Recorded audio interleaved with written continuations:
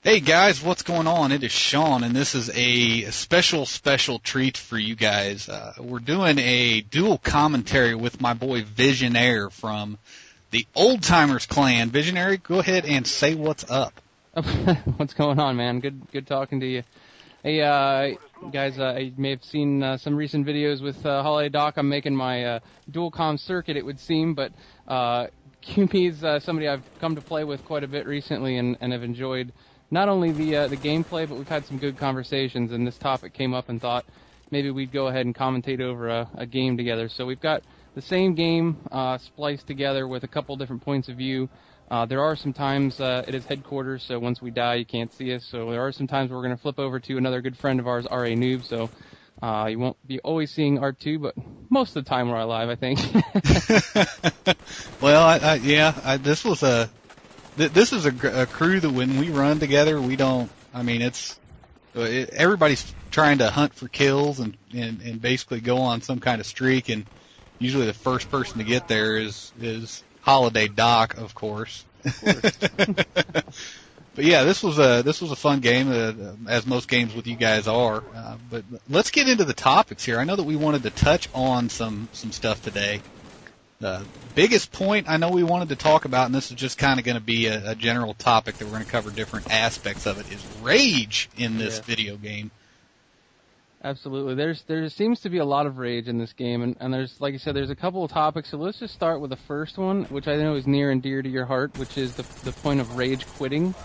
It seems like, I mean, I'm not going to, I won't speak for you, but I consider myself an okay player. I'm not an amazing player by any means. My KD is a 1.3. It was in this game. It was in the last game. My win-loss ratio is pretty good, but I like to say that I surround myself with players who are playing to win to get a good win-loss. But you run into players and they leave. I mean, it seems almost like at least, I don't know, 30% of the time now, if almost half on some nights, you got entire teams just leave in the middle of a game, and it's just it's unsatisfying. You set up, you're doing pretty well, and then gone, right? It is the biggest game-breaking thing to me. It's the most frustrating side to me, and I mean, I am in love with this game. I think it is a great game. I think that they did so much stuff right, but this rage quitting crap. I was of the mentality when I first started playing COD, was COD 4. And it was headquarters, was the first game mode I ever played, and I had I think it was like a .5 KD, and if I would have backed out of every game that I was in that I was getting beat in, I would have never got a full game in. Yeah. I mean, you don't learn anything. If you're playing against a bunch of newer players, people who don't have the game that much, you're going to pick up so many bad habits that when you do run against a good team, that you're going to get stomped. And Absolutely. I mean, it's very, very irritating to me. I think there should be a ban implemented similar to what Halo did for backing out. You know, if you back out multiple times in a row, you get a 15-minute ban. I think that would be a good thing. Yep. I agree with you. I mean, and the people who are, and the thing that frustrates me especially the most, I mean, as far as stats go, I kind of care about my win-loss ratio. I'm not going to lie.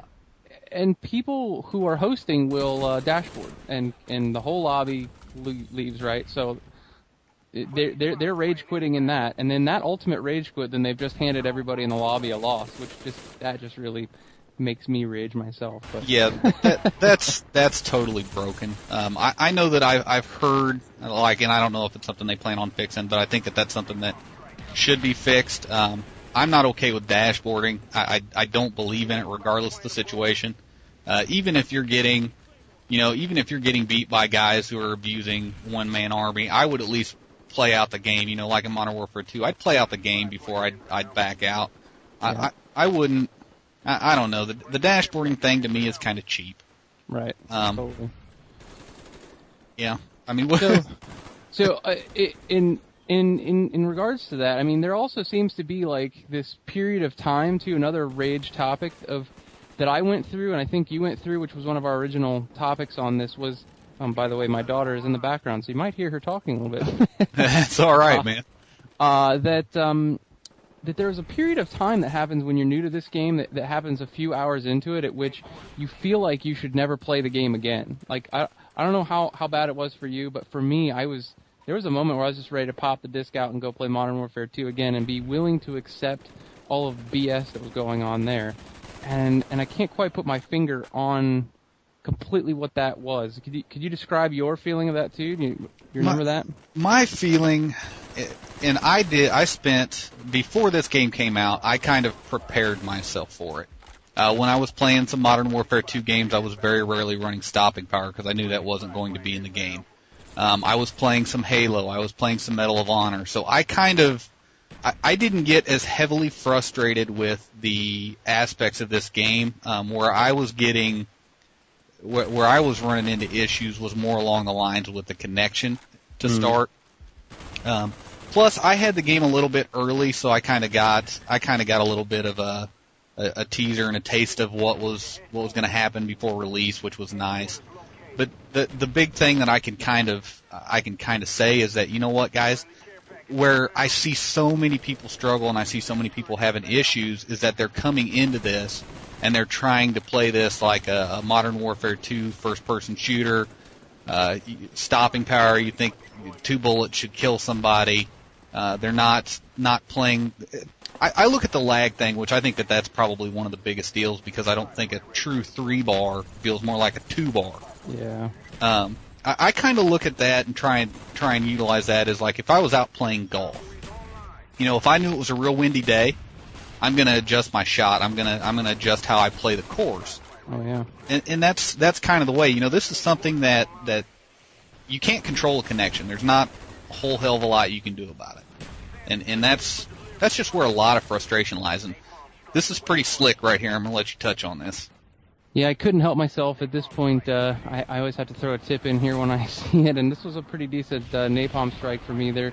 I wanted to explain that a lot of people use a napalm strike as a method of killing people, but here I'm using it as a method to create a barrier. So we're trying to cap this point that's right in the middle of the map, and it's the hardest one. You get naded over and over and over. But instead of trying to kill these people, I lay the fire right down across the street, and it creates a barrier that doesn't allow them to come across and try and kill us while we're capping. So I catch 2 guys here, get my napalm strike, lay it down. The fire then keeps them away, and we cap it successfully. So there's a tip for you guys. If you're using napalm strike, I use it all the time. Use it more as a barrier than as a method of killing people, and you can secure those tough points. Well, and the great thing about it is on maps like this where they're only avenue to get to, you know, that headquarters. I mean, they're going to run through it anyway, so you're going to end up getting the kills. Yep. But it can kind of cover 2 aspects there, and that's always nice. Yeah. I real quick, and I know that we were talking about rage, but I'm going to get off topic. I really like what you did here with the video, and this is just, you know, theater mode shining. Yeah. I think that, and I've kind of been preaching this, is that theater mode can be not only a real cool tool to make videos like this, but also something to learn from. So going back to the rage, you know, if people are frustrated and thinking that, you know, they're losing these gunfights for unknown reasons, how could this happen? Go back and relook at it. And I do this. I'm guilty of it. Like mid-game, every once in a while, I'll be getting frustrated because I'm not winning gunfights, and I'll be blaming lag and blaming this and blaming that. And then when I go back and watch it in theater mode, I sit there and I look at it and I'm like, okay, I'm standing right out in the open. He can shoot at my whole body, and all I've got to shoot at is his forehead. Yep. I mean, those are the kind of things that you can pick up on. And well, I think another thing to take away, just like you were talking about earlier, when you're playing against good players, you change the way you play. You play better. You learn more. And I think that if you play against poor players and then you start to play against good players, you get frustrated because you're used to being able to run through anywhere, jumping up in the air and doing crazy shots and killing these people easily because they bought the game a few hours ago, as Doc alluded to in one of his vids. And then you run into a team who actually sets up, and suddenly your life is really frustrating. So I think that it's important to play those games out and realize that you do have to adjust for the game. You have to adjust for who you're playing for and your lag and the situation in general. And then at the end of the day, if you do lose that game, save that game. Put it in your file share. I don't know how many people crawl file shares. I crawl people's file shares to see things of people that I want to see how they play. But if you crawl mine, every now and then you're going to see games where I've lost because I wanted to go back and see how I was beat and see team setups and use that and talk to our own team about doing that setup. So I think for that it's a good way of getting out of your rage. Is just realizing maybe I'm not as good as I think I was, and let's go back and look at it again.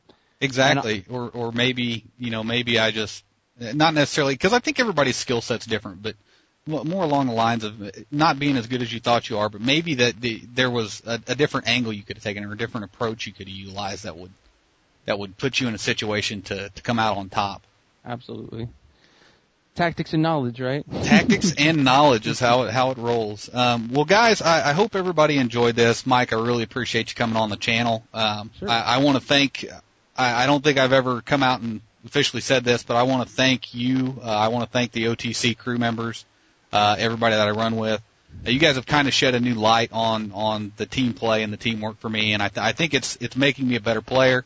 It's making me a better asset to you guys, and like I said, I thank you guys a lot, and I appreciate you guys having me. Absolutely. Glad to have you as part of OTC, and thanks for having me on your channel. All right, guys. Talk to you soon.